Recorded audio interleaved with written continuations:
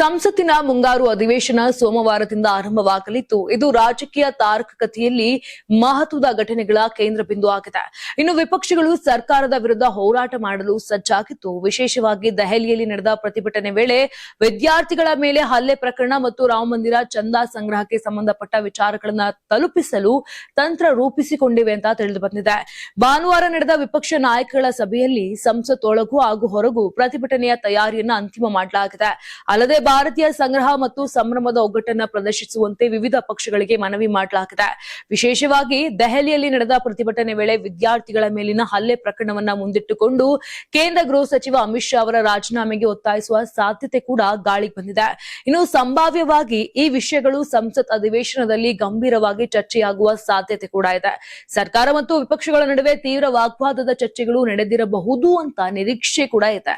ಇನ್ನು ವಿಪಕ್ಷಗಳು ಹಲವಾರು ಮುಖ್ಯ ವಿಷಯಗಳ ಬಗ್ಗೆ ಚರ್ಚೆ ಮಾಡಲು ಒತ್ತಾಯಿಸುವ ಸಾಧ್ಯತೆ ಇದೆ. ಅದು ಕಲಾಪದ ಆರಂಭದಿಂದಲೇ ರಾಜಕೀಯ ಕಾವು ಹೆಚ್ಚಿಸುವ ಆದಿಯಾಗಿದೆ. ಇದಕ್ಕೆ ಜೊತೆಯಾಗಿ ಈ ವಾರ ಕೇಂದ್ರ ಸರ್ಕಾರ ಹಲವಾರು ಮಹತ್ವದ ಮಸೂದೆಗಳನ್ನು ಮಂಡಿಸುವ ಸಿದ್ಧತೆಯಲ್ಲಿ ಇದೆ. ಅಂತಹ ಮಸೂದೆಗಳಲ್ಲಿ ಸೂಕ್ಷ್ಮ ಮತ್ತು ಮಧ್ಯಮ ಉದ್ಯಮಗಳ ತಿದ್ದುಪಡಿ, ಸುಪ್ರೀಂ ಕೋರ್ಟ್ ನ್ಯಾಯಮೂರ್ತಿಗಳ ಸಂಖ್ಯೆ, ಜನನ ಮತ್ತು ಮರಣ ನೋಂದಣಿ, ಭಾರತೀಯ ಸಾಂಖ್ಯಿಕ ಸಂಸ್ಥೆ, ಬ್ಯಾಂಕರ್ಗಳ ಲೆಕ್ಕಪತ್ರಗಳ ದೃಢೀಕರಣ ಮತ್ತು ಹೆಚ್ಚುವರಿ ಅನುದಾನಗಳ ವಿನಿಯೋಗ ಮಸೂದೆಗಳು. ಇನ್ನು ಮುಂಗಾರು ಅಧಿವೇಶನದ ಮುಂದಿನ ದಿನಗಳಲ್ಲಿ ಸರ್ಕಾರ ಮತ್ತು ವಿಪಕ್ಷಗಳ ನಡುವೆ ಮಹತ್ವಪೂರ್ಣ ವಾಗ್ವಾದಗಳು ನಡೆಯುವ ಸಾಧ್ಯತೆ ಇದೆ.